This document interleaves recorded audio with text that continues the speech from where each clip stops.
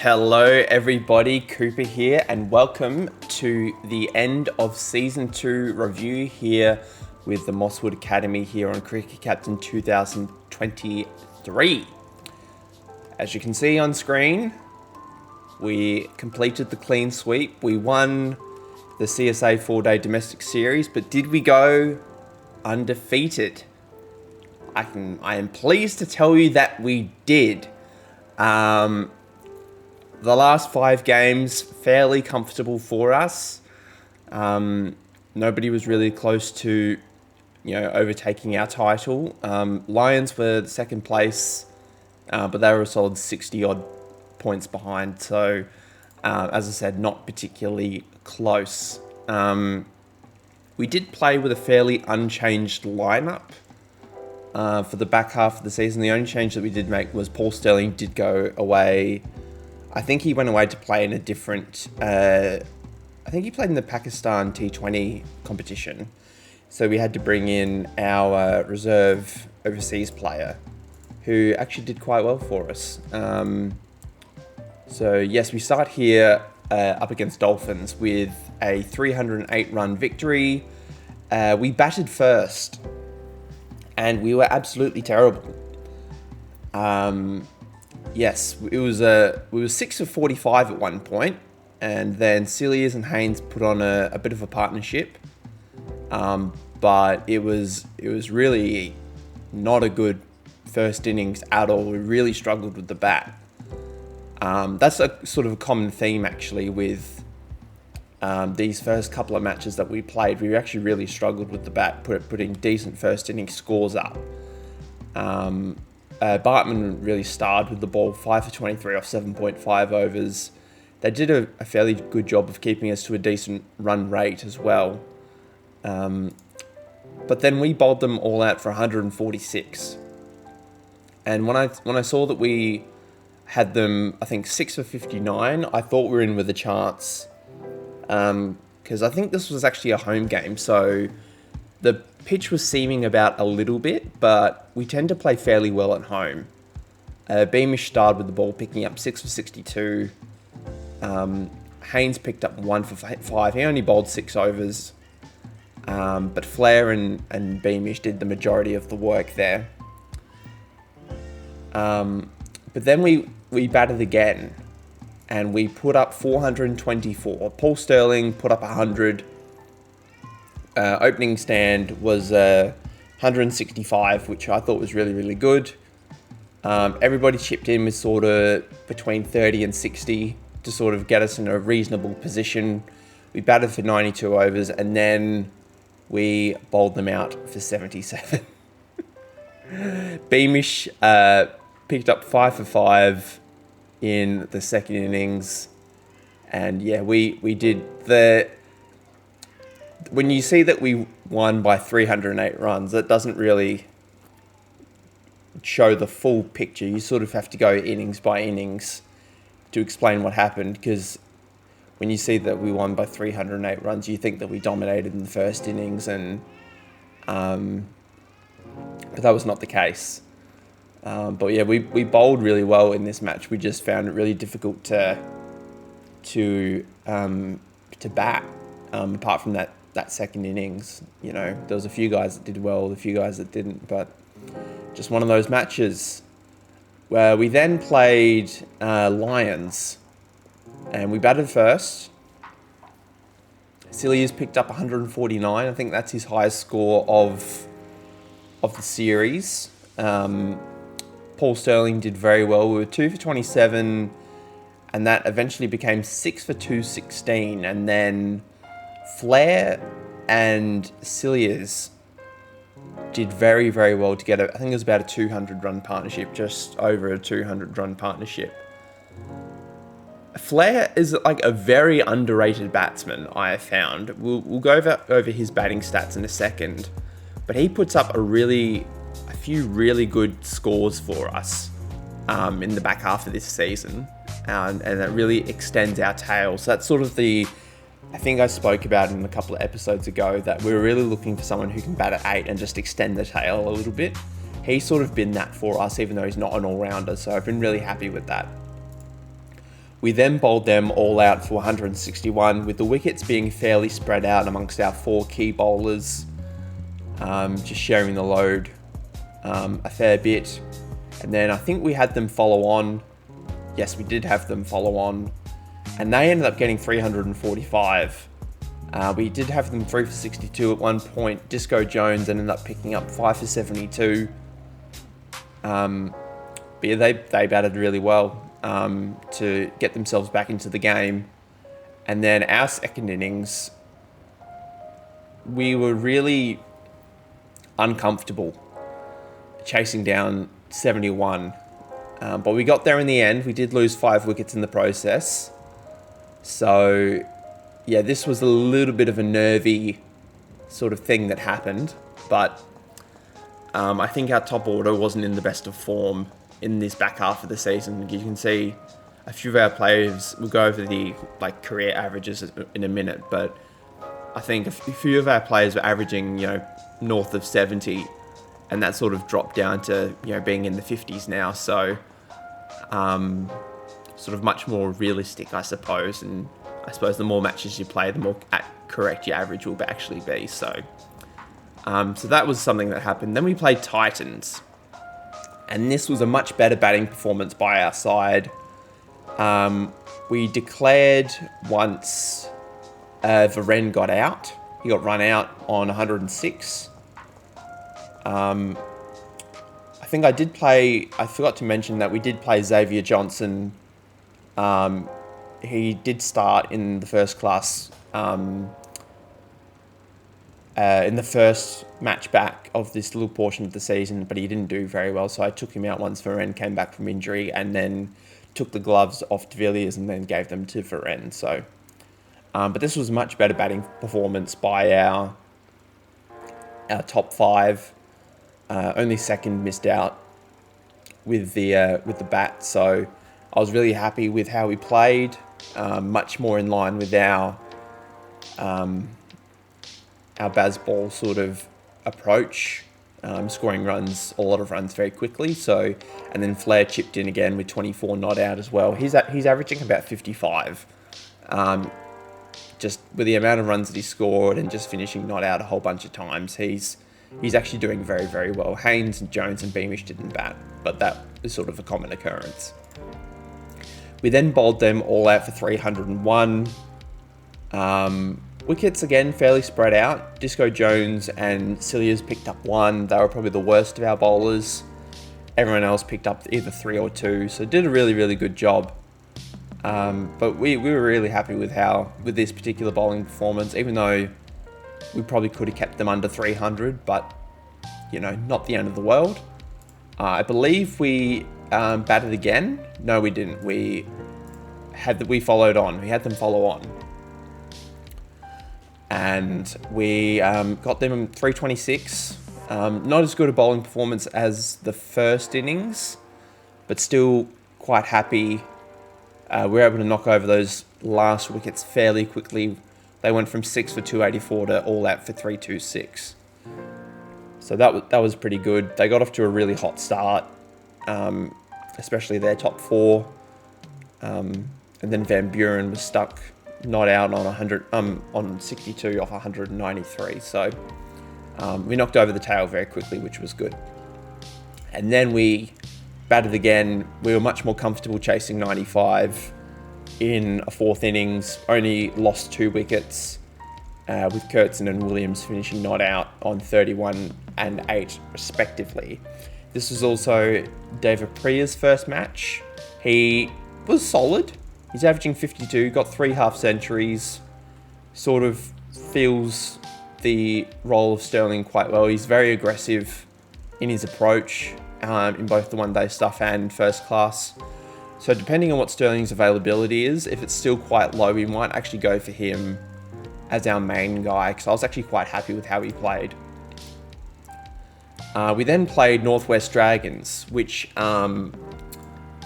we batted first again. Got 341 off 77 overs. Flair picked up another half century.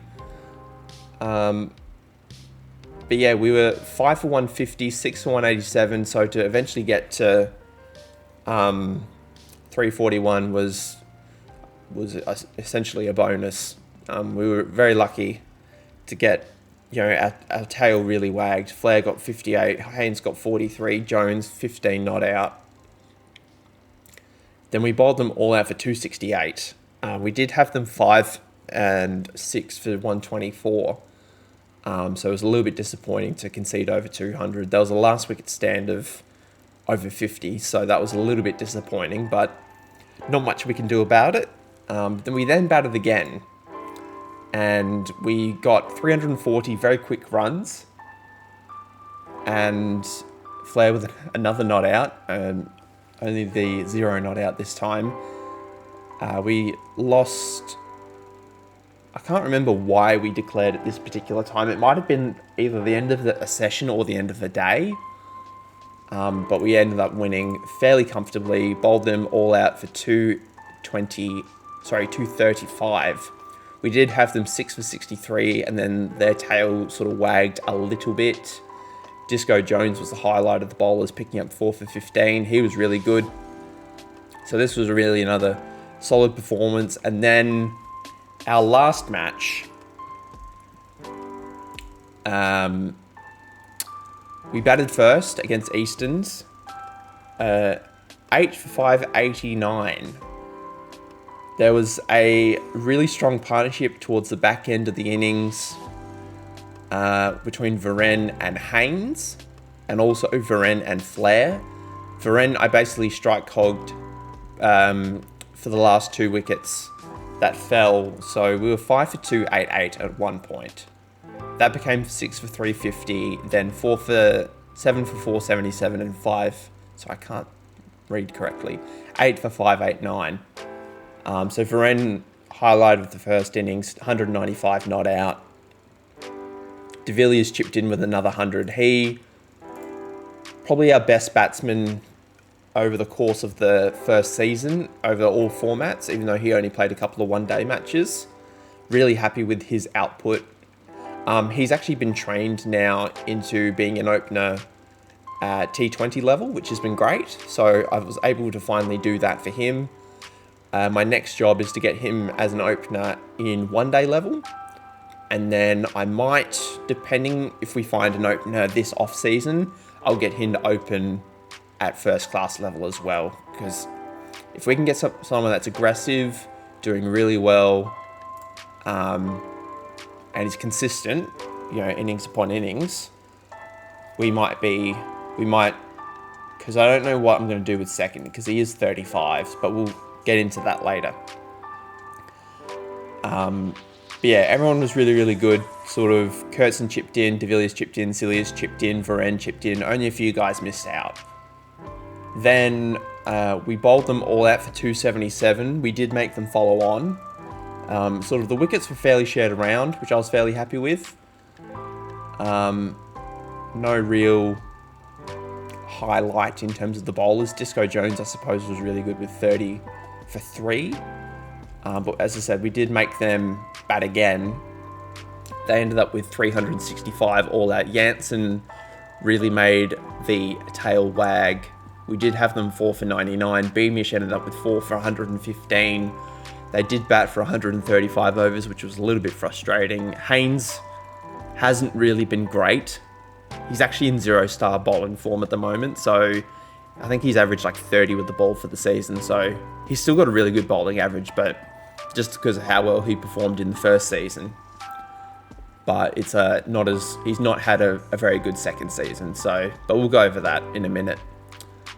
But they were really good in their second innings, and then we chased down 57 fairly comfortably. Nothing much to see here.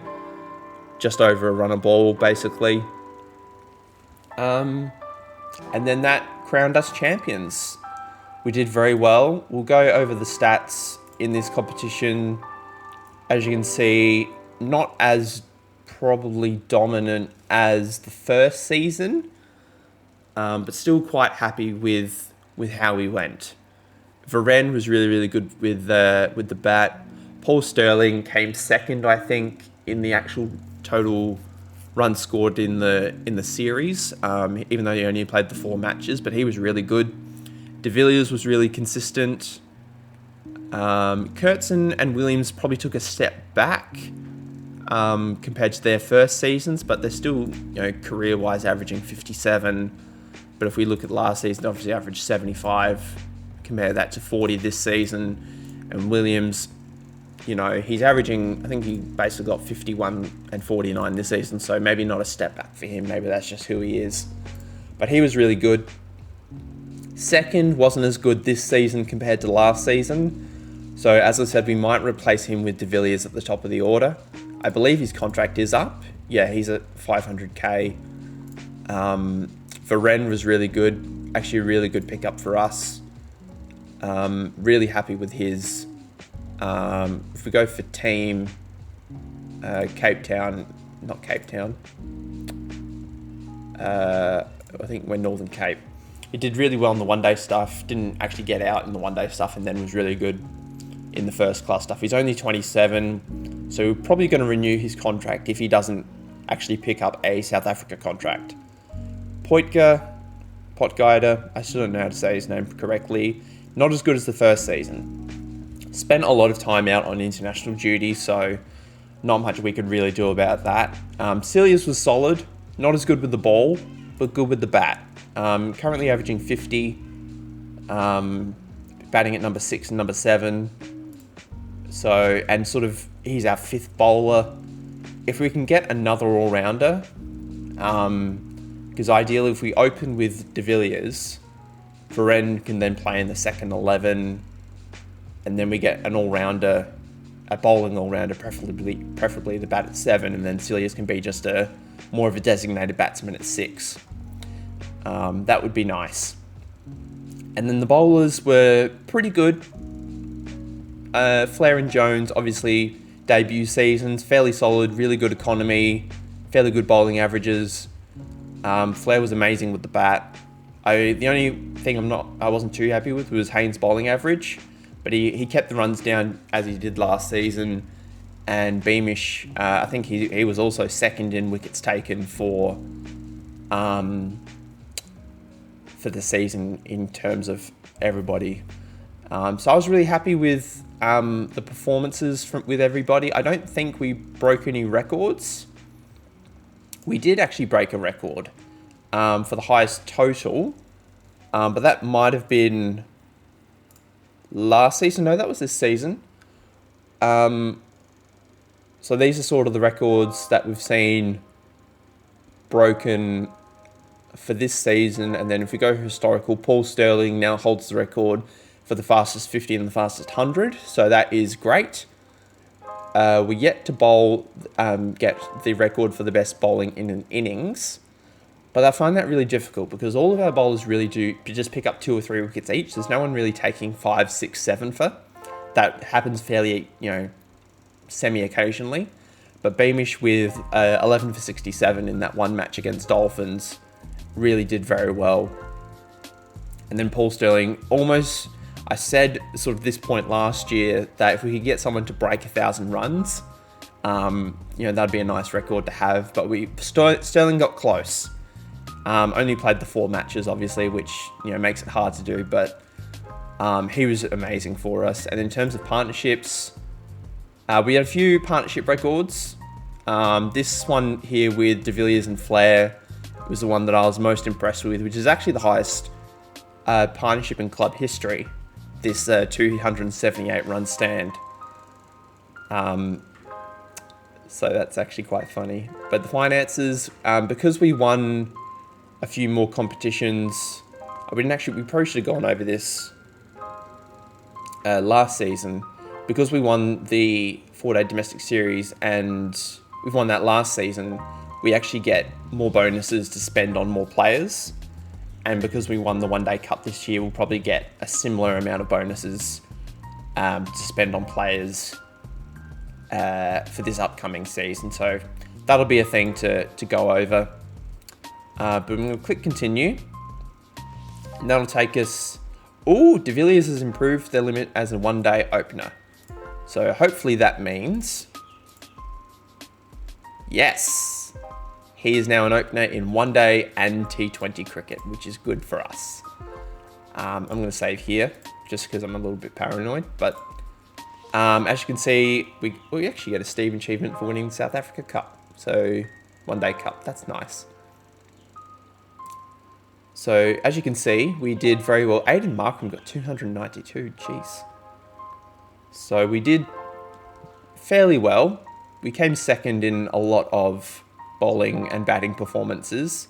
Beamish just missed out on the wickets. Sterling just missed out on the runs. Williams did pick up the most runs in the one-day stuff, and Sterling got the highest score, and Haynes got the most wickets. So that's something there. That's pretty cool. Domestic T20, that's not a competition that we participate in. The provincial T20 stuff, I think that's all just bundled into one. And then the SA T20, De Villiers got the most runs, Jack's got the highest score, and then Rabada got the most wickets. So fairly happy. We won every competition we were eligible to be in for the second consecutive year. Ooh, we've got some job offers. I'm going to turn them down because the only job I would seriously consider is the South Africa job. But I probably want to get maybe 5 or 6 seasons in before I consider that. But we're going to press continue. Welcome to the 2025 season. I'm going to skip forward because I believe we're going to do the MI Cape Town contracts. So I'm going to press continue, and I'm going to see you guys on the other side. Okay, we are back. A few crazy things happened while I was away. Pakistan won the World Test Championship, which was a bit odd. I'm not sure if we can go back. Yeah, Pakistan won the World Test Championship, which was a bit strange, but I think they beat England in the final, which was quite funny. But anyway, side note, getting distracted. Contracts. MI Cape Town, here we go, Season 3 contracts. Jax is more available than he was this time last year, which is a good sign. So we're going to definitely want to bring him back. Richardson, he's more expensive. He's a lot more expensive. Haynes is a lot more expensive. I would like to bring Haynes back on a 2-year deal.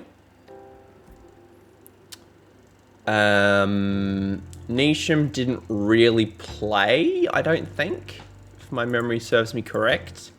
Hetmeyer didn't play at all. Rollinson did play, so we might bring him back on a 1-year basis. Rosington wasn't very good. Herman I'm going to let go. Brevis I'm going to let go because Brevis didn't play and that's a ridiculous contract. Richardson I might do for 1 year.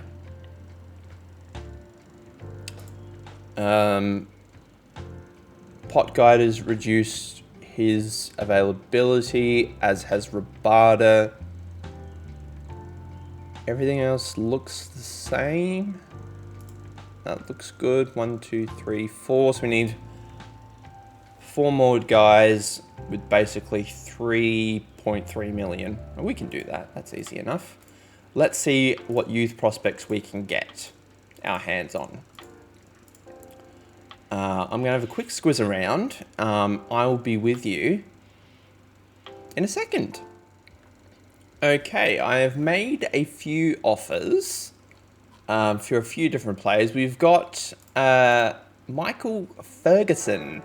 He's 18 years old. He's an opener in T20 level, but he's also a middle order batsman at first class level. So we are looking to bring him across for the Mosswood Academy as well, because he's not currently contracted to anybody.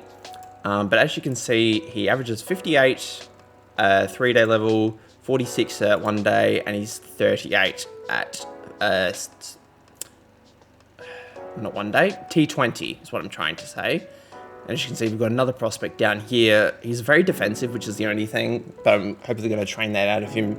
37 at T20, 46 at 1 day, and 61 at first class, or 3-day level, I should say. Dante Daniels is his name.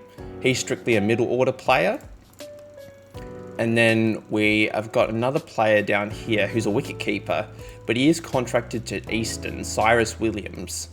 I'm looking to, hopefully they don't renew his contract, but he's very aggressive. Averages 60 at 3-day level, 37 at 1-day, and 38 at T20 as an opener.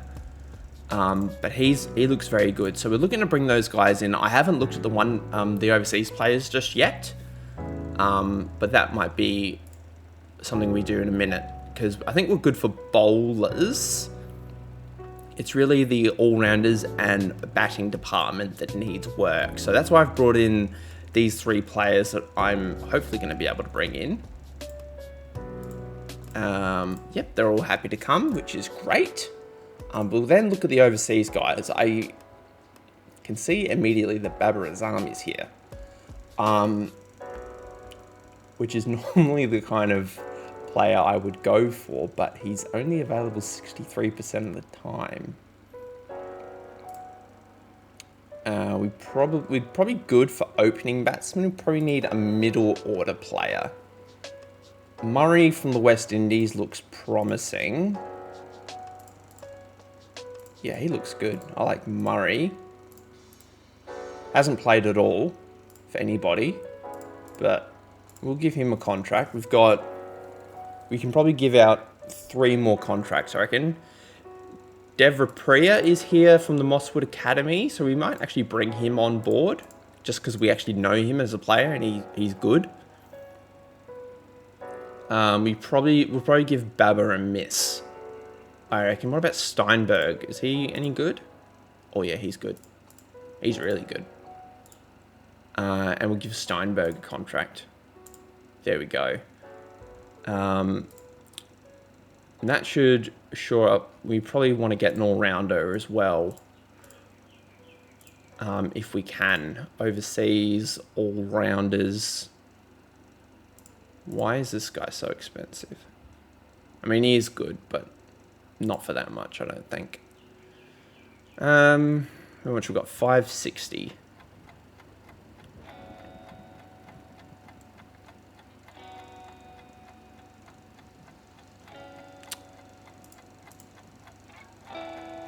David Weiss. Look, he's played a lot. He is 40. We need someone that's a bit experienced. We'll give him a contract. Apart from that, I'm fairly happy with our lineup. We've got a bit more depth.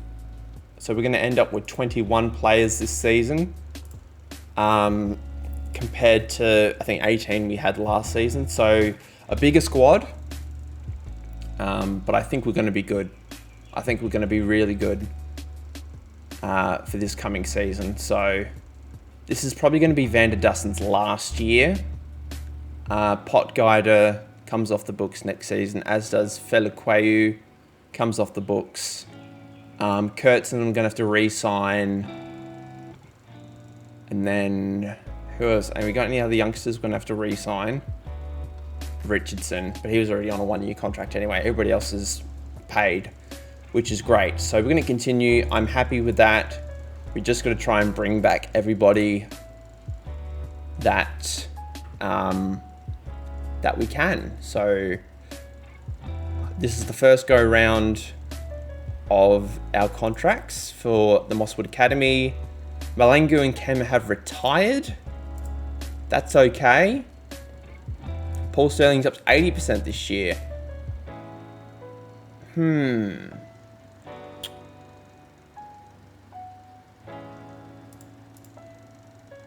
Alan Bradfield. What's his... Oh, he's kind of expensive. Not a fan of that. These are better players compared to last season. Yeah, our youth prospects last season were horsey, you know what.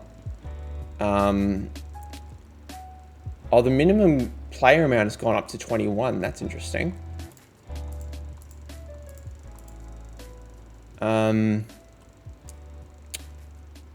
Do we go Paul Sterling for 430k or do we go David Priya?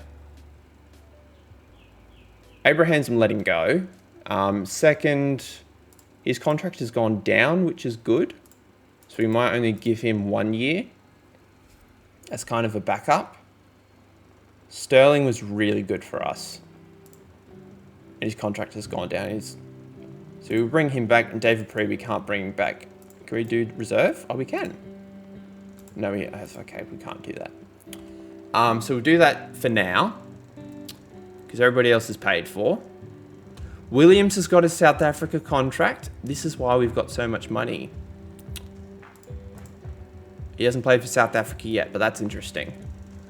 And Varane and Potgieter do have South Africa contracts. So we're going to have some players away on international duty for the first time. De Villiers is going to be away for the Big Bash, as expected. But that is interesting. So that's probably why we need the biggest squad, because we've got 3 South Africa contracts that are given to us for free. That makes more sense. So we're going to have to do that for now. And then let's try and find the youth players that we signed.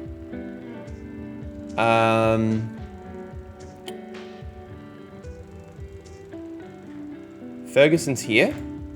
So that's good. We can sign Ferguson. We'll give him 3 years. Daniels is here. We'll give him 3 years. And the wicketkeeper hopefully will also be here. But I can't see him.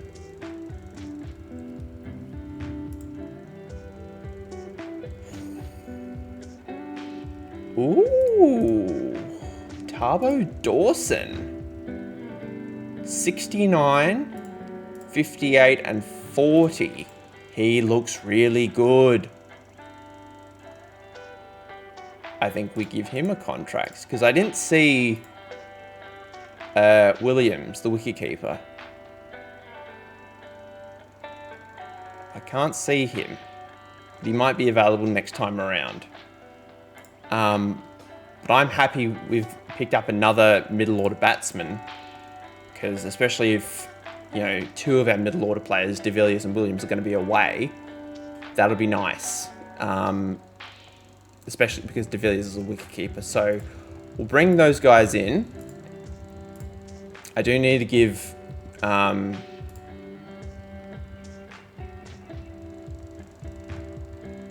no, Sri Lankan guy's gone. That's a shame. So we need a opening batsman replacement as our reserve player. We might get this guy.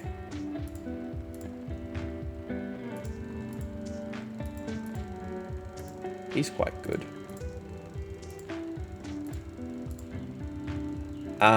Let's see if Williams is there this time around. Oopsie daisy.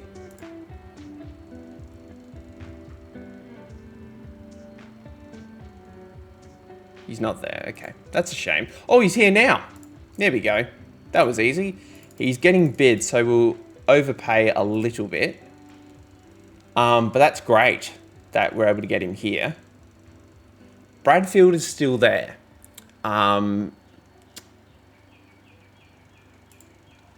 We probably do need another fast bowler just to bulk out the squad a little bit. So we might give him a 1 year just to see. And then let's sign some T20 players. Actually, let's not do that because we only play 5 games and that's a waste of money. Depending on how expensive they are.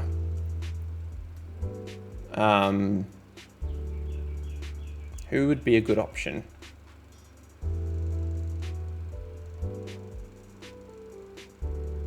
Ideally, we would like someone that's available 100% of the time. Bickerton? No, I'd probably want an all-rounder.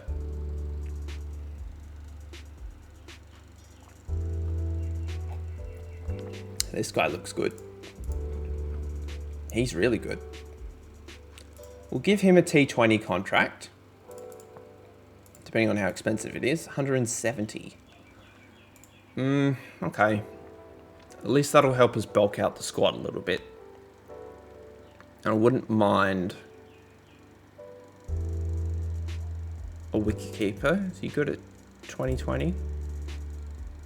He's pretty good. We'll give. We can only give so many offers. So that's us at 21. We've got plenty of money to spare, but that's probably due to the extra prize money. Oh, the wicketkeeper's gone. That's a shame.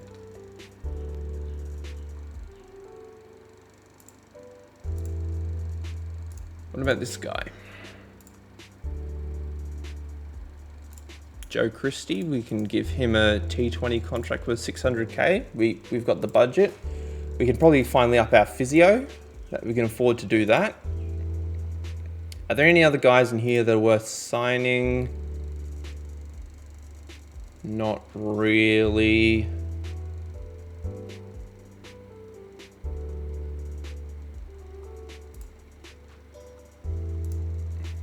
All right, let's try and bulking out the rest of our squad now. So we've got the wicketkeeper situation, which is good. We've got 4 keepers, middle order players. We need another opening batsman, is what we need. Parsons, we've had you before. We'll give him a 1-year deal. So he's sort of last resort, last ditch sort of option for us.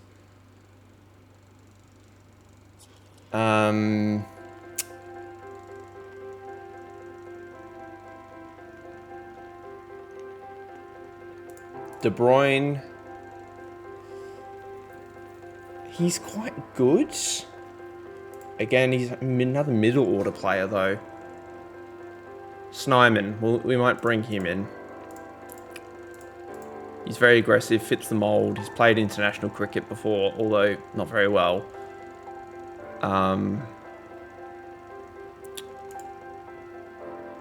We just fit under the budget as well. I think that'll do it. All right, I've decided that De Villiers is officially going to become a full-time opener. We're going to train that into him as quickly as we can. And then, because we've got plenty of middle order talent coming through, I would rename Dawson, but I actually quite like the name Tarpo Dawson, so we're going to leave that. But I think this is the strongest squad we've had so far, and I don't think that's an overstatement or anything. So really happy with this. Assuming everybody comes through, which they do. We're deep. We've got a lot of young talent. I really like what we've done. Let's exit. Now, coach and physio for this season. We're going to send De Villiers to first class opener.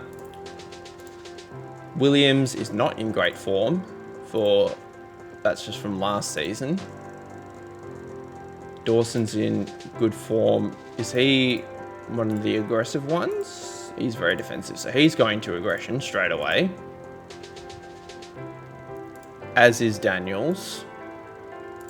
Try and get that trained out of them. Ferguson, I think, is already there, which is good. So we might just leave him at aggressive. Or do we train him as an opener? Because he's already an opener at 1-day level. He's in good form. We might do that.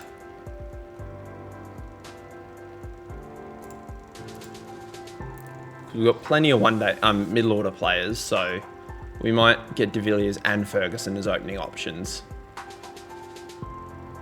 Williams will send to catching and keeping, as with Varane.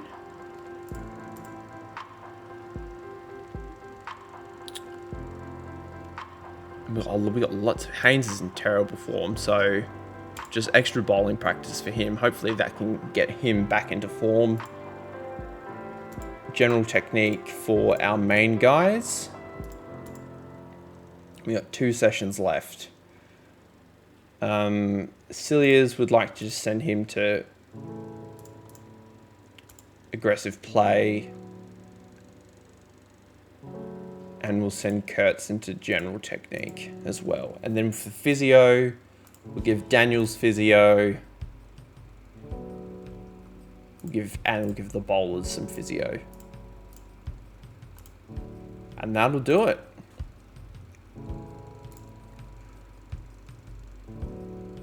We got some 2020 stuff to start the season. I will select the squad now so I don't forget. I'm assuming we're allowed 2 international players to play in this competition. So we'll bring in Beamish. Or do we leave Beamish out?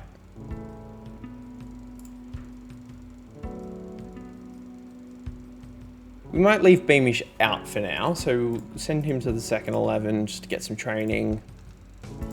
Johnson can sit out.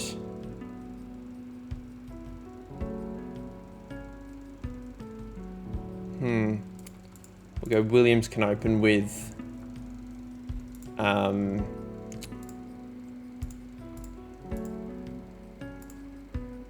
You know what? I might actually do this. I need to really think about this. So I'm going to wrap up the video now. We've done a lot today, so I'm going to work this out off screen, and you'll find this out in the next episode. So thank you for watching up until this point, everybody. I hope you have a lovely, lovely day. Enjoy whatever it is that you're doing today, and I will see you next time for some more of the Mosswood Academy. See you guys then.